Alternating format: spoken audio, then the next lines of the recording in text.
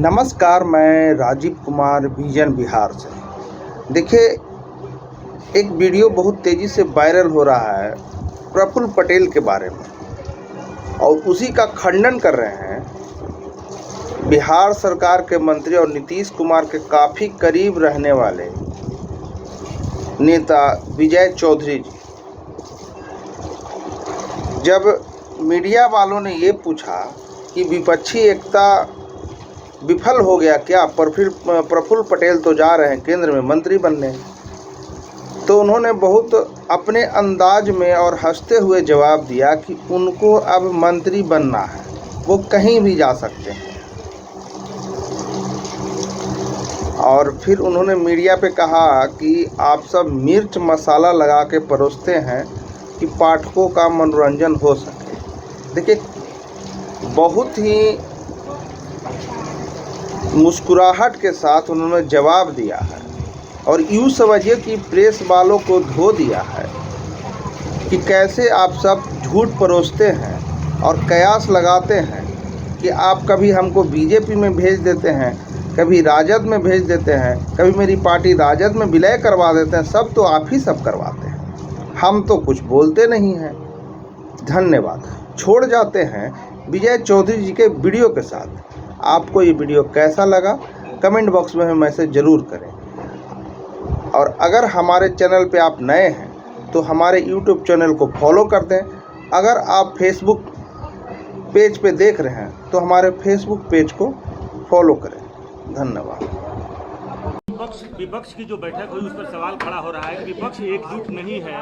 प्रफुल्ल पटेल जी बैठक में शामिल थे और वो खुद ही बदल गए।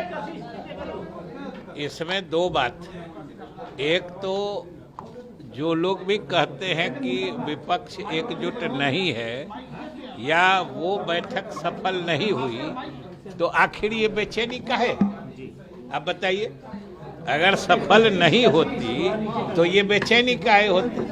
और जहाँ तक प्रफुल्ल पटेल जी की बात है, तो हमने कहा न कि जिस आदमी ने उनको उस बैठक में शामिल होने के लिए साथ लाया, शरद पवार जी जिनके साथ वो आए, जब वही उनको आज धोखेबाज कह रहे हैं तो उनके बात को आप लोग क्यों ज्यादा महत्व दे रहे हैं? धोखेबाज वो कह रहे हैं, अब वो क्या कहेंगे? अब सवाल है कि उनको केंद्र में मंत्री बनना है, प्रफुल्ल पटेल को तो केंद्र में मंत्री बनना है, इसलिए वो तो यही कह के छोड़ दिए। क्या बोले हैं तो हम नहीं सुने हैं, क्या बोले हैं तो हम नहीं सुने हैं। अगर वो बोल रहे हैं कि अंदर में कुछ मारा मारी की स्थिति या क्या बोले हम नहीं जानते हैं। अंदर में एक कमरे में बैठने से नहीं होता है, अंदर कमरे में भी विवाद बहुत था, सभी दलों में आपस में विवाद था। तब एक चीज बोलिए कि इस चीज को तो अनावश्यक तूल आप लोग ने दे रहे हैं। कहीं कोई नेता आज तक बोला है कि हम लोग को आपस में कोई विवाद नहीं है?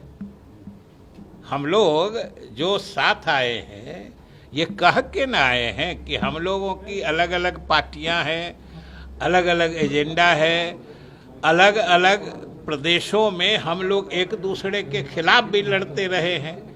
तो ये हम लोग हर बिंदु पर एक हैं ऐसा तो किसी ने कहा ही नहीं। और अगर उन्होंने कहा कि अंदर में बहुत सारे मुद्दों पर विवाद था, तो ये तो कहे ही कि हम लोग बैठ रहे थे। जो आपस के मतभेद हैं उसको हम लोग मिल बैठ के मतलब दूर कर लेंगे, उसका निवारण कर लेंगे। तो इसमें कौन अंदर उतर खाने की बात कर दिए?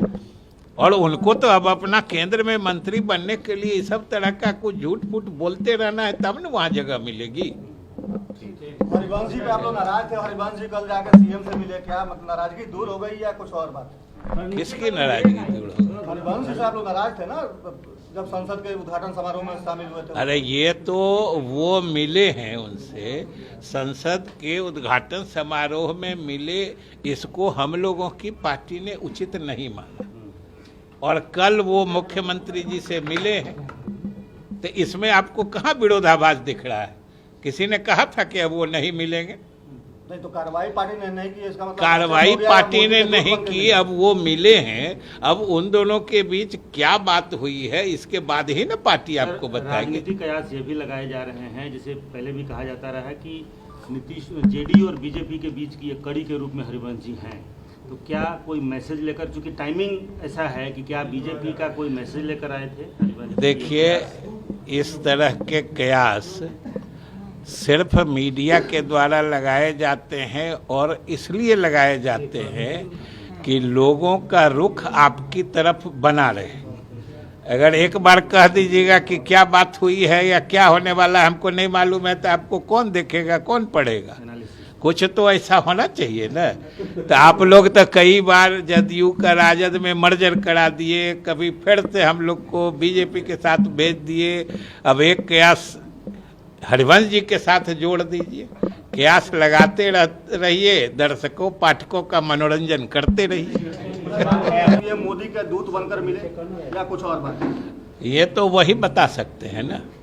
लेकिन जहाँ तक हम लोगों के समझ की बात है कि वो जब पार्टी ने फैसला लिया था उस कार्यक्रम के बहिष्कार का, तब पार्टी का सांसद होते हुए उन्होंने उस कार्यक्रम में हिस्सा लिया था, तो स्वाभाविक है पार्टी को अच्छा नहीं लगा था, पार्टी ने इसका अच्छा नहीं माना था।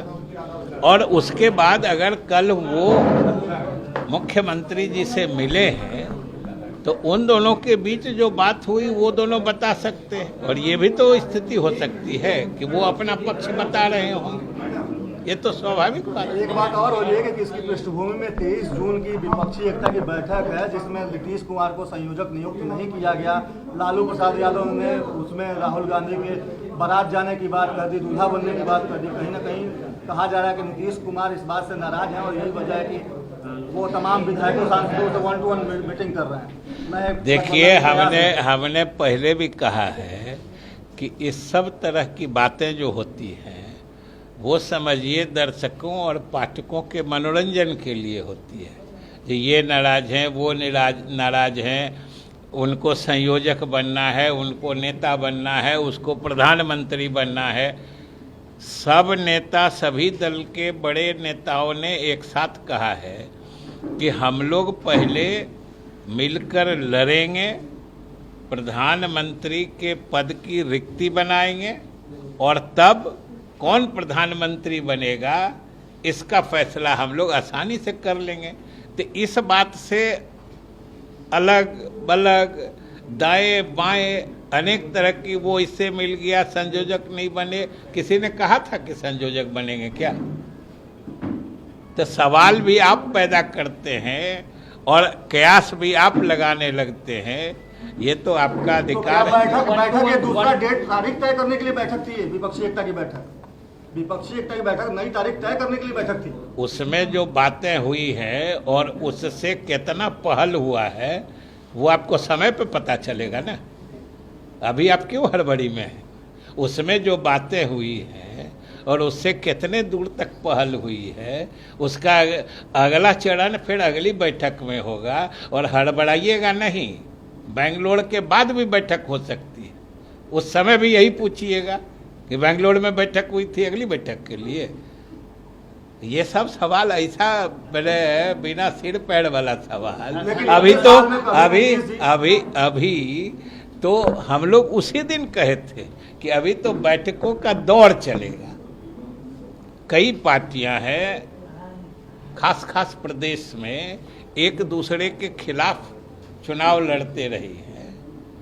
आपस में कुछ मुद्दे ऐसे हैं जो विमर्श के बाद ही समाधान हो सकता है। पार्टी अलग है, नीतियां अलग हैं, कार्यक्रम अलग हैं, लेकिन उसमें जो कॉमन एजेंडा बन सकता है और उस पर जो आपस के मतभेद हैं उसको हम कैसे दूर करेंगे, इसी के लिए तो बैठक होती है, जो मतभेद दूर करके हम सब लोग एकजुट होकर चुनाव लड़े। लेकिन इतने सालों में कभी सीएम ने 1-to-1 मीटिंग नहीं की विधायकों और सांसदों से, जिस तरीके से अभी वो मिल रहे हैं। वो कितनी बार कर चुके हैं, ये आपका इस पहले भी कर चुके हैं, हम लोग साक्षी रहे हैं। और जो आज कहते हैं पहले नहीं मिले हैं, कभी कभी वो भी उसमें शामिल रहते थे। जो विधायकों के साथ मिलते थे। तो इसलिए ये तो समय पर कहने जो होता है। हरिवंश जी को लेकर ये सवाल उठ रहा है कि आप लोग कार्रवाई नहीं कर रहे हैं उन पर, लगातार वो पार्टी के विरोध में रहते हैं, आप लोग भले उनके खिलाफ बोलते हैं लेकिन कार्रवाई नहीं करते हैं। अब मुख्यमंत्री से वो मिल रहे हैं। सब चीज की अपनी प्रक्रिया होती है और समय होता है। मीडिएटर है बीजेपी और आप लोगों के बीच में हरिवंश जी, ये आरोप लग रहा है। ये तो कहल है जी, ये तो आप लोगों के हाथ की बात है। जब मन हो आरोप लगा दीजिए, जिसके एजेंडा पर हो प्रश्न पूछ दीजिए, कोई एजेंडा के लेके आगे बढ़ा दीजिए। ये सब तो आपके हाथ की बात विरोधी है। गतिविधियों में तो कार्रवाई होती रही है ना। अरे ये कार्रवाई करेगी, अब कार्रवाई करेगी पार्टी अपने प्रक्रिया से ना, और अपने समय से कि आपके समय से। सो बताइए। बिल्कुल बिल्कुल वो आप क्यों हड़बड़ी में? हम हड़बड़ी में नहीं, हड़बड़ मत करिए। आप हड़बड़ाइए नहीं, और हड़बड़ा के दूसरे के एजेंडा पे मत चलिए।